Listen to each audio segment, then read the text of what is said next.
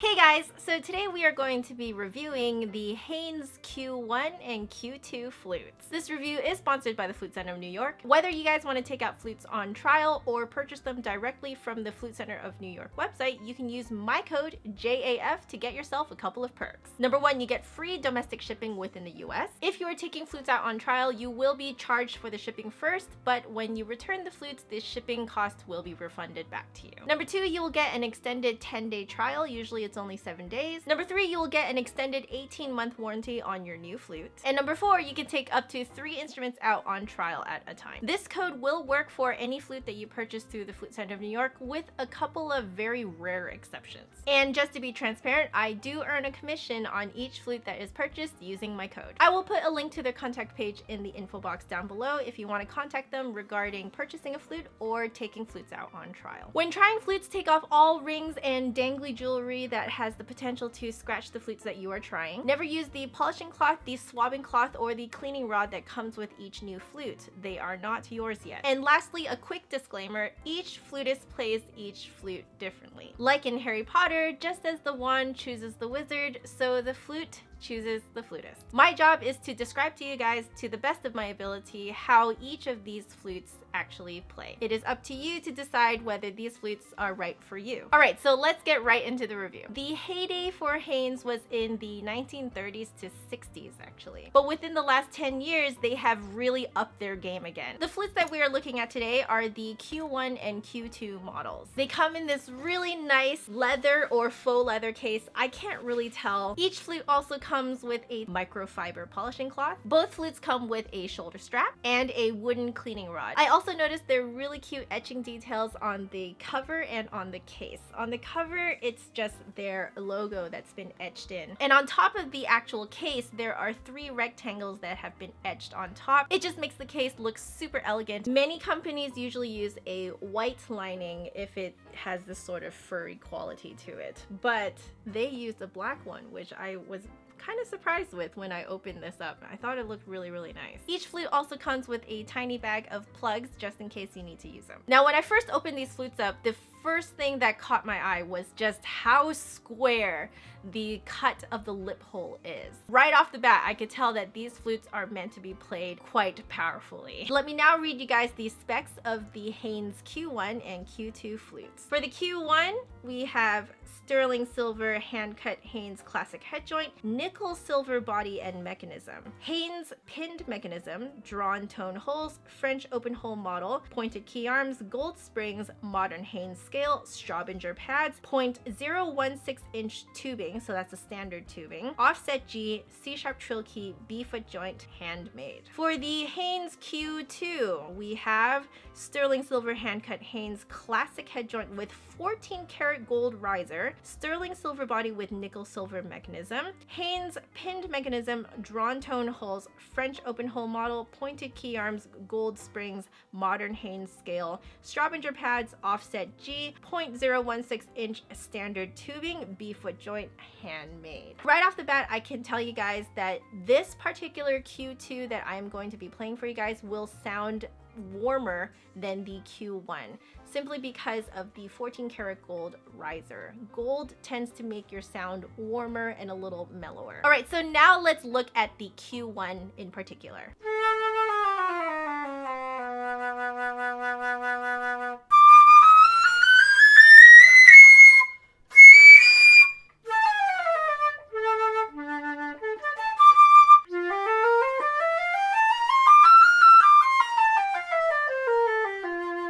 So approximately 2/3 way into your mouth. That's about where you can feel the air spitting. From there, you shoot the air up towards the roof of your mouth, kind of in the front of your mouth, in order to get low notes. If you hollow out the area just behind your front back teeth, and from this point again, where you are spitting the air, you shoot the air downwards and you aim for that hollow, you will get a really lovely ring on your higher notes. Now, all of this action is happening only inside of your mouth. Don't think of this as happening outside of your mouth. Your embouchure on the outside is still doing its job to keep the air angled generally downwards in order for you to even make a sound on the flute. I also noticed that your embouchure actually has to be bigger on this flute than on flutes from other brands. So if you feel like every flute that you come across does not have an embouchure hole big enough for you, I would really highly recommend you to try a Haynes flute. I also noticed that the gizmo on the end of the flute does not actually make it any easier to get those high notes out, because this flute already makes it very easy to get high notes out in general.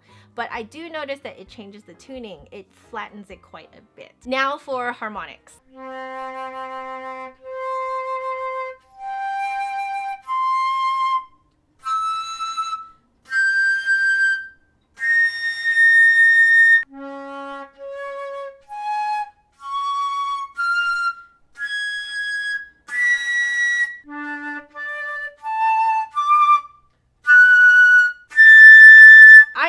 Surprised that I can actually reach the 6th harmonic. Typically, higher harmonics are more difficult to get when you are using a B foot joint instead of a C foot joint. And this is simply because the flute is longer, and so there's actually more resistance against playing higher notes. And now tone color.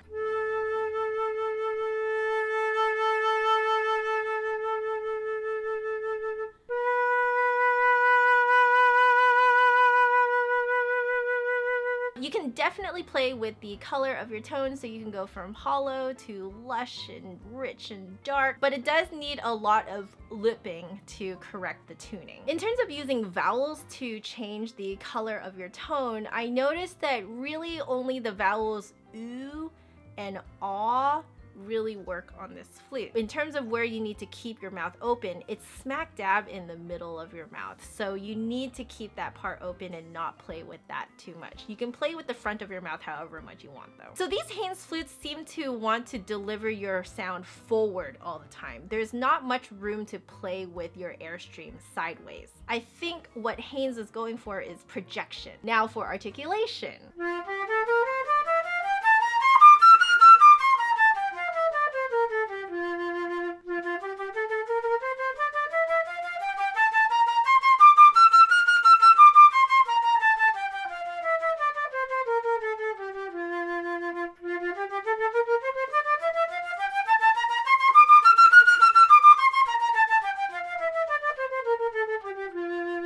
What I ended up naturally doing on this flute was a very light version of French tonguing. If you guys don't know what French tonguing is, basically you are tonguing between your teeth or even as far up as between your lips. An extreme French tonguing would look like this.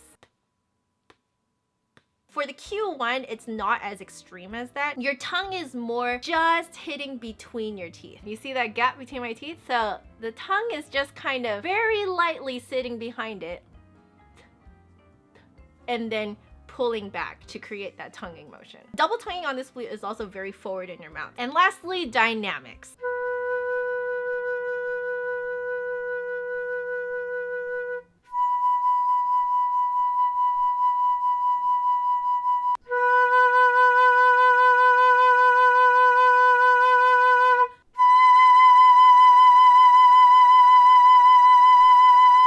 All the dynamics that you produce on this flute are also done in the front of your mouth. For pianos, you will feel like you are doing a very, very shallow, tiny ew. It's kind of like if you were to say ew, but like right at the tippy top forward part of your mouth.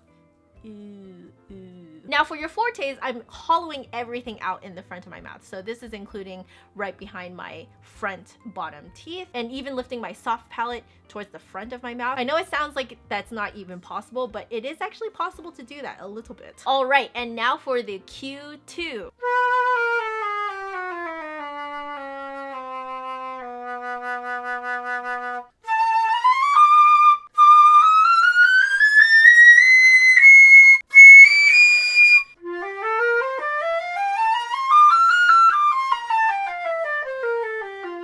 You do also have to have a larger embouchure in general for the Q2, and the gizmo does the exact same thing as well. It just changes the tuning. It does not actually make it easier to get higher notes out. That alone is a very good reason to get this gizmo, because we flutists tend to play quite sharp in the highest registers. So if you're playing with someone else and you really need to bring those super high notes lower, that gizmo is really going to help you. Everything I just described of what you do in your mouth for the Q1, you do it even more forward in your mouth for the Q2. Whereas before we were talking about a half to 2/3 way into your mouth is where the air is spinning.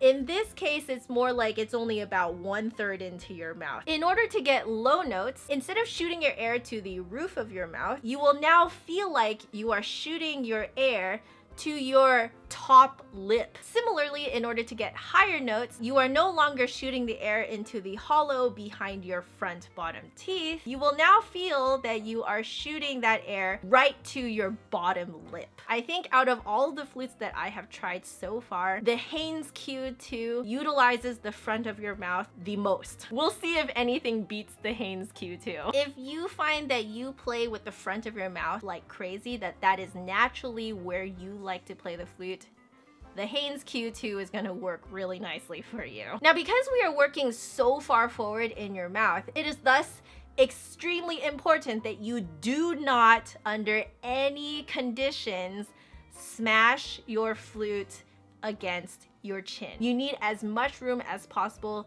in the front of your mouth, in front of your teeth, and behind your teeth. All right, now let's play with some harmonics.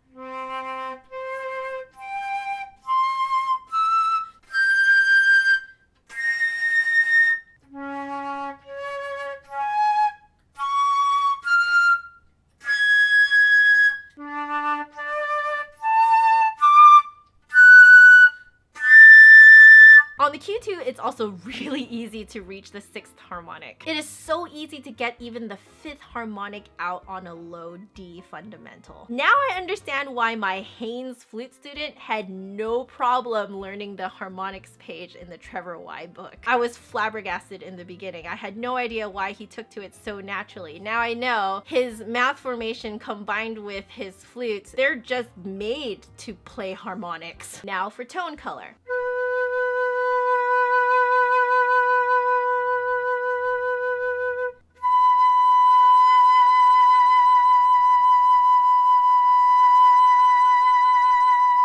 Think exactly what I said about the Q1, except even further forward. So that ooh is even more forward. Ooh, ooh. And the ah is even more forward. Ah, ah, ah. I do notice that the Q2 is a little bit more sensitive to the angle of the airstream. So be very careful that you know exactly which register you're playing in and to shoot the air to your top lip or your bottom lip accordingly. If you don't do that, you run the risk of losing the resonance in your tone. And now for articulation.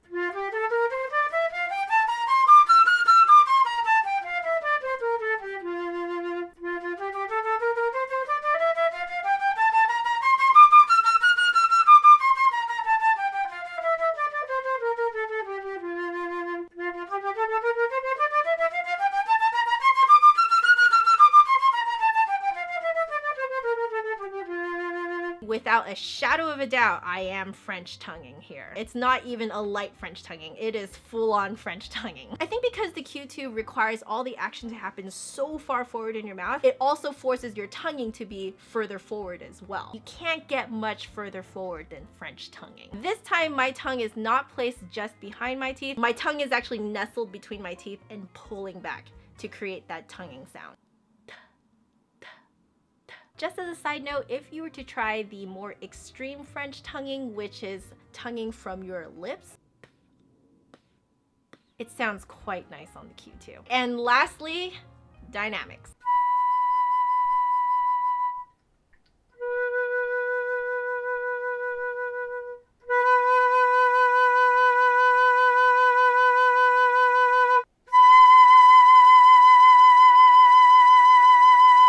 Yet again, very similar to the Q1, except everything is way far forward. Whereas on the Q1, you're more going ooh. On the Q2, you're going ooh. You actually want to think of this vowel happening higher up in your mouth as well. And for the fortes, you want to use the vowel ah, but you kind of want to think of it as forward as possible in your mouth. So if I were to actually say it out loud, it wouldn't actually sound like ah. It would sound more like That's as far forward as I can make the ah sound in my mouth. You will also notice that you need to use a lot of lip action to correct tuning here, especially if you're playing with dynamics. All right, and that is my review on these flutes. Let me go grab the invoice so I can read you guys how much these guys cost. Let's start with the Q1. The base price for this flute is $3,100. So this is with no options added to it. The specific setup that I showed you guys today has the C# trill key, which costs an additional $370. You can also get the split E mechanism on this flute, which also adds another $370. And if you wanted to add a gold riser to the head joint,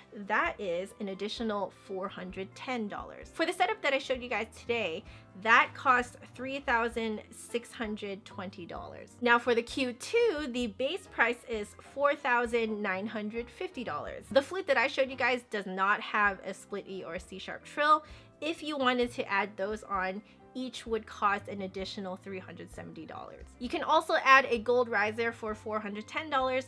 This Q2 model does have a gold riser, so this particular setup costs $5,360. I really hope you guys enjoyed this video and learned a few things, even if you don't play the flute, because random flute knowledge never hurt anybody. As usual, let us know what other flutes you want us to review. Leave it in the comments below. Thank you for watching, and if you like this video, make sure you give me a big thumbs up and hit subscribe for new videos every Saturday. My last video is over there, and if you want to catch me during the week, my social media networks are down there. But otherwise, I will see you guys next week. Bye. The Q2 really loves some French tonguing.